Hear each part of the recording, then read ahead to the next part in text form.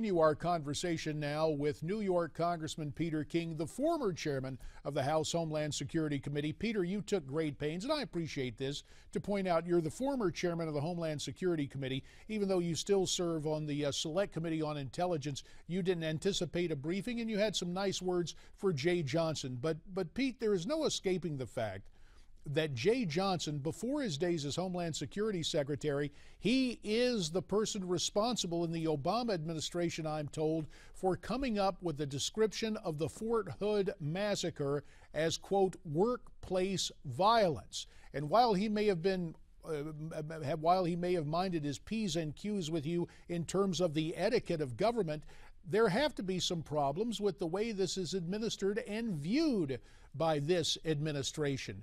Do you think there is a reticence even now to call this what it is, an act of terror on our neighbor to the north?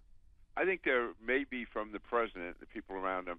And again, with Jay Johnson, whether or not he was involved with the workplace violence terminology, he also, though, was the person in the Defense Department who approved drone strikes, and that wasn't always easy in that administration. So, again, I'm just talking about dealing with him. I found him to be responsive as far as terrorism. But no, this is a time when the administration should come forward, starting with the president, and should say that this is terrorism. It's Islamist terrorism. It's hard. Listen, there are killers and murderers in all races, nationalities. Just because a person happens to be Muslim doesn't mean that's why they carried out the attack.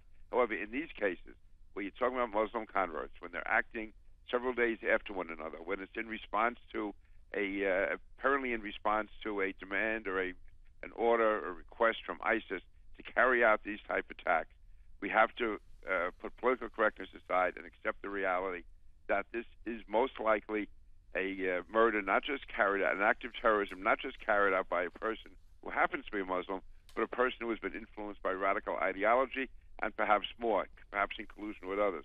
And that's what we have to look at. That's what we have to be real about.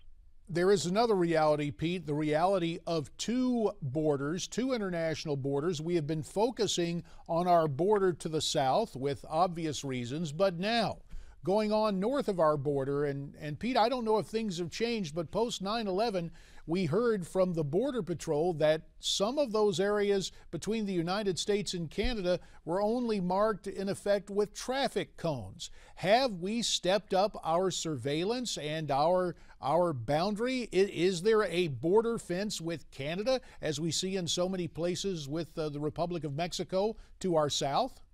No, there's a 4,000-mile border, and many, many parts of that border are porous, there's no doubt.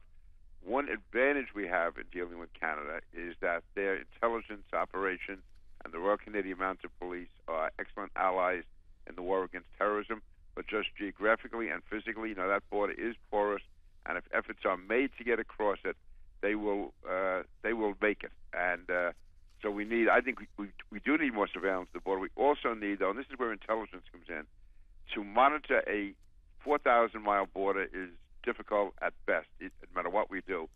The ideal is to have the intelligence into the community to find out who is radical, who is dangerous, who could possibly be coming across that border, and stop them before they make the effort.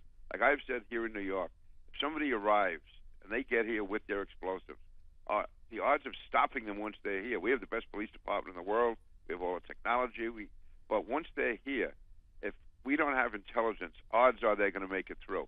If somebody wants to come across that Canadian border, odds are they're going to make it unless we know about them in advance.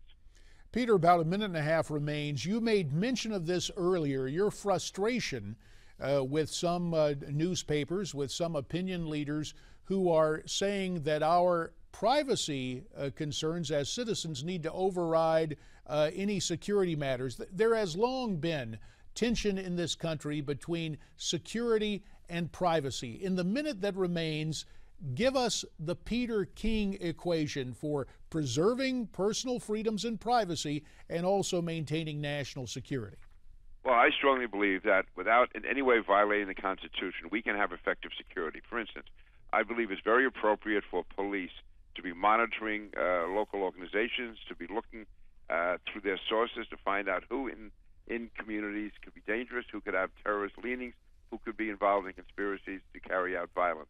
As far as, for instance, electronic surveillance, that should be done with court supervision, but in many ways it's the only way to find out what is going to be happening.